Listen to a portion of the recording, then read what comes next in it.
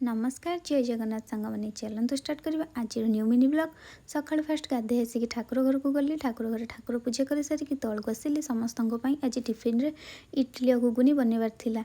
तो मुझे एक्चुअली ये रेसिपीटा मो नाना को शिखी मत बिल्कुल भी आसी नाला। मुझे थे बनई थी किंतु बहुत बेकार होता माने बहुत टाण हो जाता खाई भी हो नाला तरकारी भी खाई हो नाला कहीं मुझे बिरी चाउल आण जोटा कि माने चकुली हुए से आण में करदे से बड़ी से आण में बन किंतु यहाँ नाना को पचारिकी कर मोर बहुत ही बढ़िया होता। इडलीटा बहुत सफ्ट होता आपमती खाली भी खाईदे।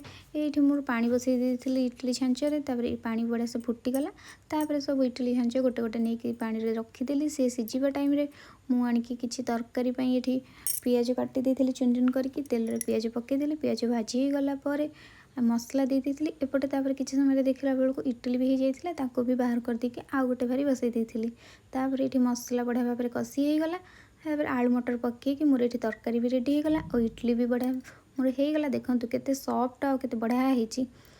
मुझे समस्त को लेकिन खाइबा देली आजे भी खाइली आपण मानक जब मो वीडियो भल लगुच प्लीज गोटे सब्सक्राइब करके रही जय जगन्नाथ टाटा।